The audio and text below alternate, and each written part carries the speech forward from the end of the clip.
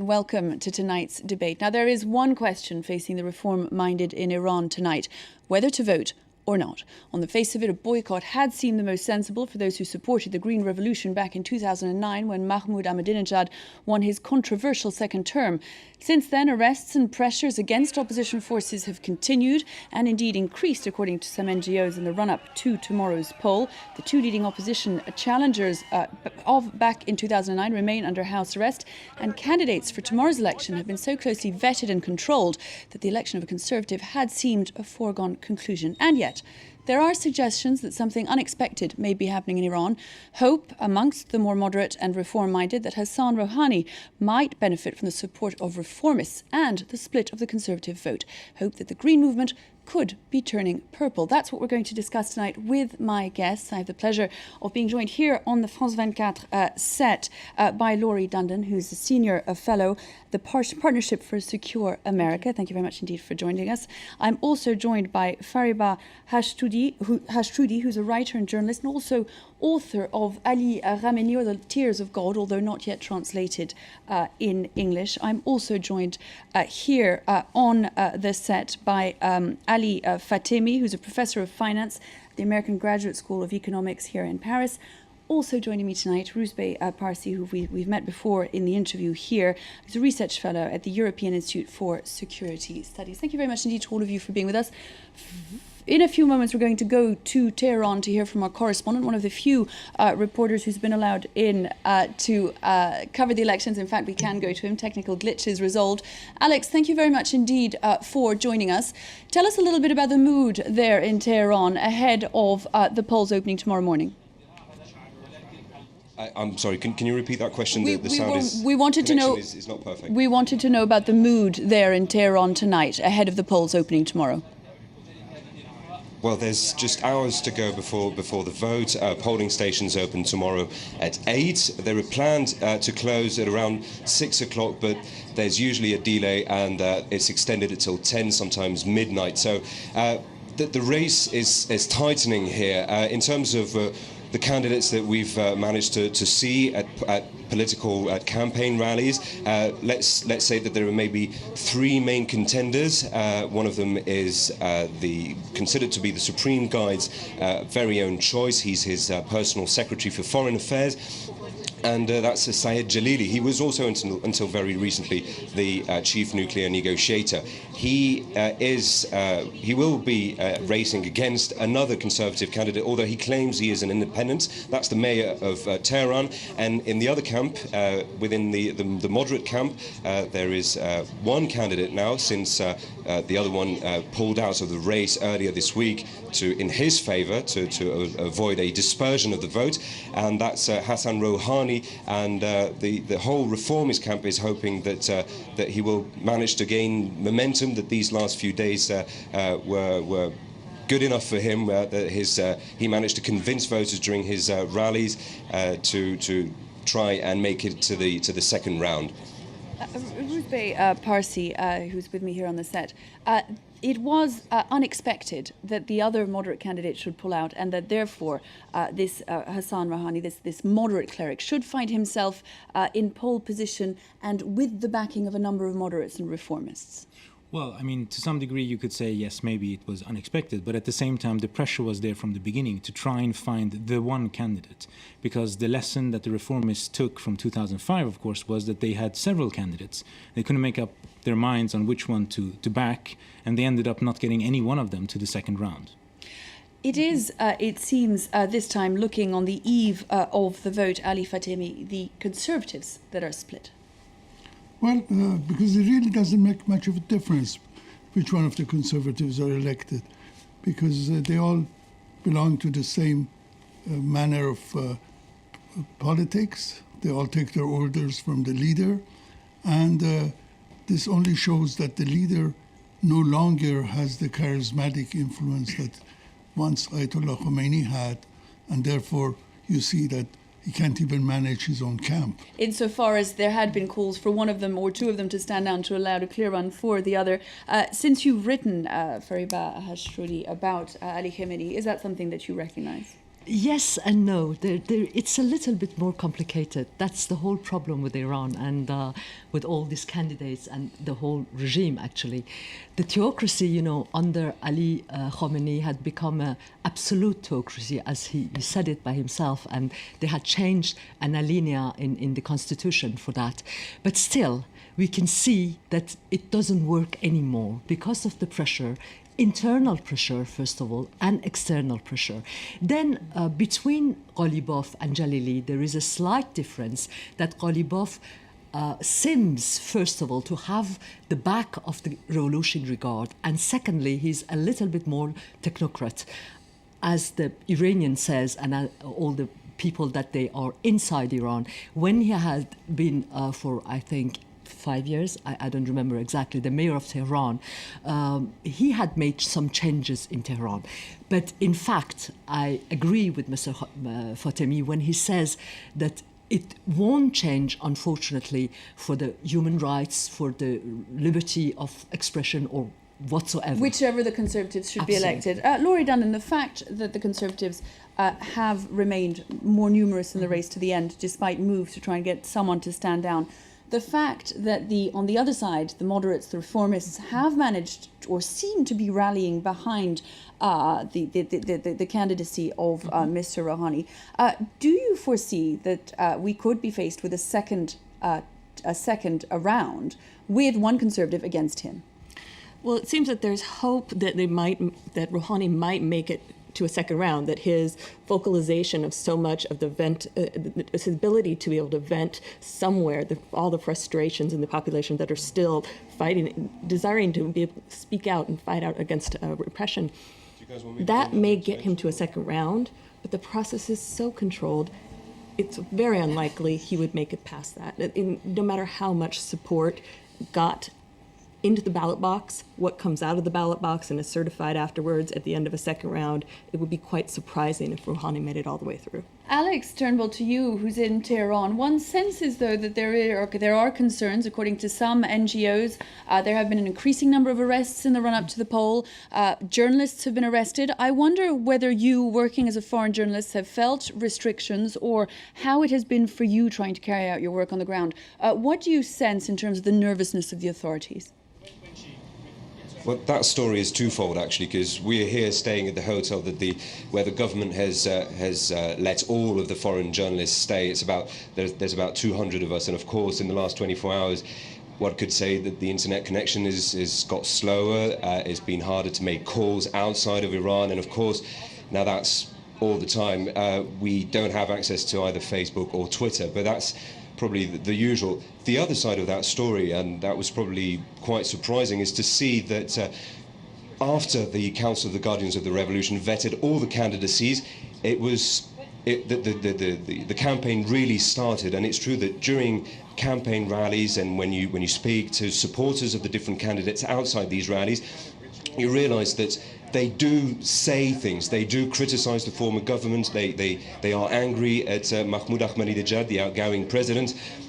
They're not happy with the fact that Iran is in a situation of growing isolation. They want this reversed. They don't necessarily want to discuss the way to get there, but they do express their anger at authorities, and depending on the candidate they support, they offer different alternatives. So this is, I wouldn't say that the debate is open, of course not, but at least there is a sense that you can say things within a certain boundaries, and you can express them in front of a camera, in front of foreign journalists. You can, for example, say that you would rather see the sanctions lifted, and those who will vote, for example, for Rouhani, praise his decision to maybe try and kickstart negotiations. And he was a chief nuclear negotiator under Khatami's presidency between 2003 and 2005. He did manage to get some of the sanctions lifted, and of course some look back at this period as being maybe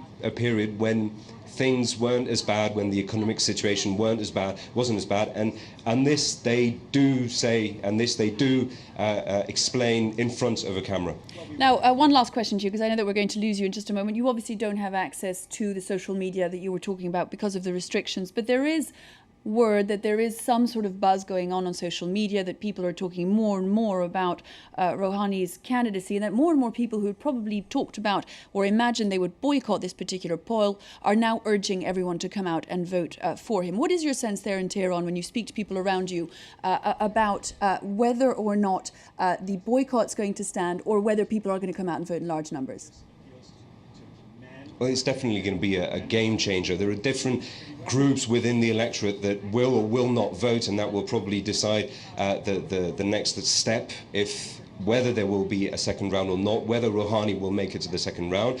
Let's put it this way: there's probably a rich bubble in the north of Tehran where most people maybe do not care so much about politics because they'd rather stay in this luxury bubble, and most of them, at least some that we got a chance to talk to, didn't really care for the whole electoral process and didn't say they would vote at all tomorrow. There's maybe another group which was the hardest hit by the economic sanctions against Iran. They're angry at Mahmoud Ahmadinejad. They say that he ruined their business and he isn't leading the country anywhere. Again, it's hard to say whether they will go and vote or if they will vote for the moderate candidate. One thing's for sure is that former President Khatami is hoping that after their other contender pulled out of the race in his favor, this will help create momentum for him and convince people that his policies will be different in the sense that he'll try and ease the economic, improve the economic situation here. You have to remember that he is still a cleric, he is moderate, and they all advocate a line of unity. They don't go against the Supreme Guide. This is not about rebellion, it's about different paths. Thank you very much indeed, Alex. From Rosebery Parts, I'd like to pick up on something that Laurie Dundon was saying a moment ago. In a sense, we're all talking about this poll and what happens, but it doesn't actually matter in the end because we don't know what rigging will go on, because we don't know how free and fair the actual voting process will be. But does the rising star of Rouhani ahead of the vote not put the authorities in something of a pickle nonetheless? Because this is an election that is being closely watched. Well, I mean, that's the contradictory sense within the Islamic Republic. On the one hand, they want to control the process. On the other hand, they want to have a process. And by having the process, they're opening up for a dynamic that cannot be controlled fully. So if you look at the candidates at the beginning of the campaign, and if you look at them through the presidential debates, you see that they have to stake out positions that differentiate them from one another. Otherwise, they're all going to look the same and no one's going to vote for them. So Rouhani, in a sense, becomes more of a reformist for each debate, because that is the part of the electorate that he knows that he can get. And that in and of itself opens up space for talking about things that 6 months ago you weren't supposed to talk about. That is, Fariba Hajrudi, looking in on this election, one of the fascinating things about the campaign, that it is impossible to control things entirely, and unexpected things will happen even when the field of candidates has been so carefully restrained and controlled from the start. Yes, it's why I'm telling you the contradiction within this system comes from its construction. I mean, it's a theocracy, and on the other hand, you have a pseudo-democratic institution. And plus that, after 34 years, they seem to understand by their own that they can't go on like this. It's not just the population against the system, it's also a front within the system which fight together and sometimes fight among them, and sometimes fight against the institution of Velayat Faqih, which is the theocracy of, a man who is above all the institution. That is the contradiction, and that is the danger, and also a kind of hope. The danger is that, unfortunately, about all the research I've done, it seems that Mr. Khamenei doesn't want to give a slightest point or a little bit of opening to his policy. It was made quite clear in 2009. Mm-hmm. Absolutely. On the other hand, some of the people around him try to make him understand that all of us, we're in the same boat and we will sink. But in my opinion, I'm optimistical because I hope the best for my country. But when I see that Rafsanjani, who has been, in fact, the man who pushed Khamenei in his throne, may I say, that he is so much hated by Khamenei, and even though for his own interest he doesn't listen to him, it becomes weird and a little bit worrying about the situation. Ali Fatemi, I wonder what you think of the Green Revolution and where it's gone today. Well, let me first say that I personally think the regime has won the argument. The fact that we are sitting here and discussing elections in a country which is a total dictatorial regime, that means they have played the game on us. Just we're talking about an election. There is no election. This is just like North Korea. One man is deciding everything. Now, even this will not be in the future. If Khamenei stays, he already has said he doesn't like popular elections because he may get him in trouble. It did get him in trouble the last time. So he's saying that next time the parliament is going to choose the president. So no more mass election, because they can control elections for the parliament because it's all over the country. But this one is centralized. The eyes of the world are in Iran. So he's praying right now that he gets rid of this one, there will never be another But is it your election. view that this one is as tightly controlled as that? Oh, definitely is. There is Definitely nothing is. that can come out of it, get out of hand. Well, not with these candidates. I think it's an illusion to think that Rouhani is different than anyone else. I'd like to put that to you, Ruzbeh Parsi. Do you agree? No, I disagree totally, respectfully, but still, because I think there is a huge difference between North Korea and Iran. I think the fact in the last 20 years, just about every election has served as some kind of surprise. And the fact that the system is not so monolithical, because if it was, it would have been very simple to just destroy the reformists and you would never hear of them again. If you look at these candidates, you can basically say that no matter how much they narrow down the field, which they have done, someone in there, if they're going to compete for votes, will have to look at that part of the electorate that is disaffected. So Rouhani may not have been a reformist when it started, but he's, in effect, a reformist now. Why? Because there are thousands of people who go to his rallies and compel him to be a reformist. Now, how much can that change the system? It's not going to be an earth-shattering change, because that the system would not allow or tolerate, but it's going to be a vast difference between him as a president or Jalili as a president. But and that is what people are basically trying to, they don't want Jalili perhaps, so they will go for Rouhani, or vice versa. But it is your view that the system would allow Rouhani to win? Well, I mean, we can speculate about that, but I think if you mean allow, as in he will be elected, it depends very much on how much rigging there will be, and that's not clear. That's not clear. I may say something between the two. I agree that it's not North Korea. Fortunately for Iranian people, it's not monolithical power.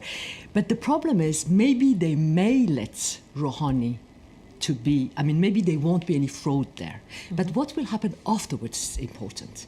They have done the same thing with Khatami. They had let him to come. After months, they have been the murderers, what we call in Iran, the change of murderers of intellectual. And there is a film which comes out of it. That is the problem. That is the most important. Khamenei, he has become such a complicated-minded. He had been evaluated from the beginning by his others, and it seems that he becomes so Machiavellic, but in a way so narrow-minded that he may let him come and afterwards say, you have to do what I say. We're going to come back to that point in just a moment. We're going to have a quick break, but we'll be back in a couple of minutes with the second part of the debate. Do stay with us.